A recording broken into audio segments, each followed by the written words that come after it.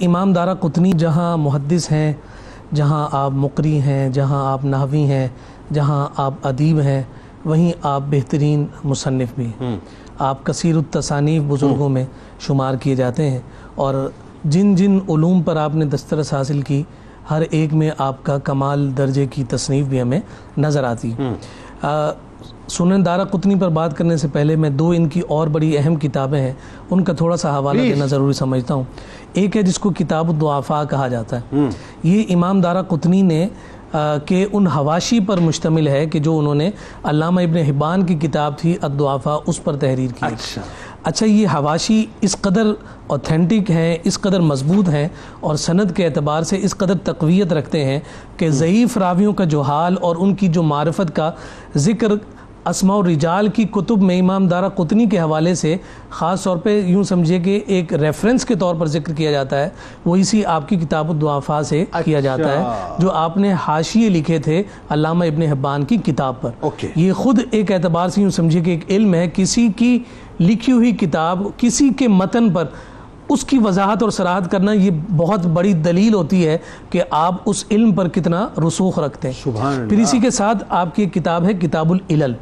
علل حدیث کی جب ہم بات کرتے ہیں تو فن حدیث کی تین اہم چیزوں میں سے ایک العلل بھی ہے، اور اسے امام ابو عبداللہ حمید اندلسی بیان کرتے ہیں کہ یہ جو تین چیزیں ہیں ان میں سے جو ایک العلل ہے،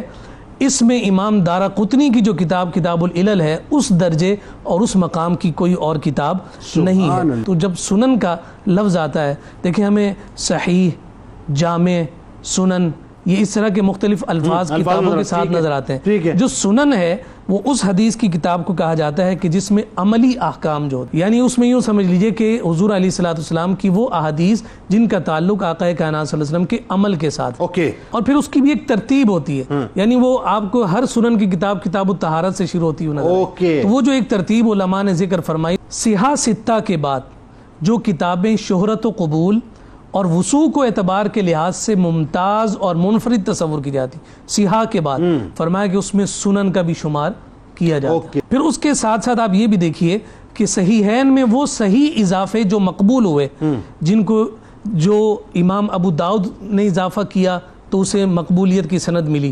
امام ترمذی نے کیا، امام نسائی نے کیا، امام ابن خزیمہ نے کیا، یہ چھوٹے نام نہیں ہیں، صحیحین پر صحیح کا اضافہ۔ اور پھر اگلا نام جو نظر آتا ہے وہ امام دارا قطنی کا ہے، جو انہوں نے اپنی سنن کے ساتھ اسے ذکر فرمایا، اور یہ کہنے والے کوئی عام آدمی نہیں ہے، یہ علامہ ابن صلاح ہیں جو خود اپنے وقت کے ایک بہت بڑے محدث ہیں، وہ ذکر کر رہے ہیں کہ امام دارا قطنی کا یہ مقام ہے کہ وہ صحیحین پر کسی صحیح کا اضافہ کریں تو اس کو اس قدر حیثیت اور اس قدر اہمیت دی جاتی ہے۔ اب اس کے ساتھ ساتھ آپ ذرا یہ دیکھیے کہ یہ سنن دارا قطنی کی جب ہم بات کر رہے ہیں اور امام دارا قطنی کے اس کام کو ہم دیکھتے ہیں تو یہی کتاب آپ کا تعارف بنی، باقی کتابیں اس طرح سے معروف نہیں ہوئیں، اس طرح سے مشہور نہیں ہوئیں، لیکن یہ جو کتاب کا عمل تھا اس احادیث کے جمع کرنے کا اور سنن کو جو ترتیب دینے کا یہ جو سلسلہ، یہی ان کا تعارف بنا، اور آج بھی جہاں کہیں امام دارا قطنی کی بات آتی ہے تو فوراً تذکرہ ہوتا ہے وہ سنن والے امام دارا قطنی، تو کہا جاتا ہے کہ ہاں وہی، اور یہ اسی کے لیے ہی یہ یوں سمجھے روا ہو سکتا تھا کہ جن کا حافظہ اس قدر تقویت رکھتا ہو، اس قدر مضبوط ہو کہ جنہیں پھر اس دور کے، دیکھیے آج بیٹھ کر ہم جو تعارف پیش کر رہے ہیں تو کہا جا سکتا ہے کہ یہ مبالغہ ہو رہا ہے، لیکن معاصرین جب مانے نا، ہم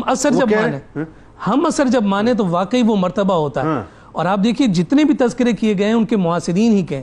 استاد اپنے شاگرد کی تعریف کر رہا ہوں تو بتائیے کہ اس شاگرد کا مقام اور مرتبہ کیا ہو۔ تو امام دارا قطنی کا حافظہ،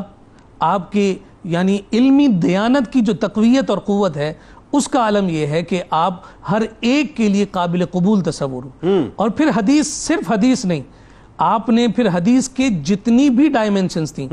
ان تمام میں آپ نے کام کی۔ اسماء الرجال کو دیکھیے جیسے علامہ صاحب نے ذکر فرمایا، علل حدیث کو دیکھیے اس میں آپ نے کام کیا، سند کو باقاعدہ یاد کر کے اس پر جرح اور تعدیل کرنا جس کو آپ علم الجرح و تعدیل کہتے ہیں، اس پر آپ کمال مہارت اور درجہ رکھتے ہیں۔ صرف حدیث نہیں، آپ نے قرآن کے ساتھ بھی ایسا تعلق قائم رکھا کہ آپ القاری المقری بھی کہلاتے ہیں، اور آپ نے قراءت کے جو فن ہے اس کے جو قواعد تھے اس پر بھی عظیم رسالہ تحریر کیا، اور وہ رسالہ تھا تو مختصر، لیکن اس کے بعد فن قراءت پر جتنی بھی کتب لکھی گئیں بنیاد آپ ہی کا وہ رسالہ ہے۔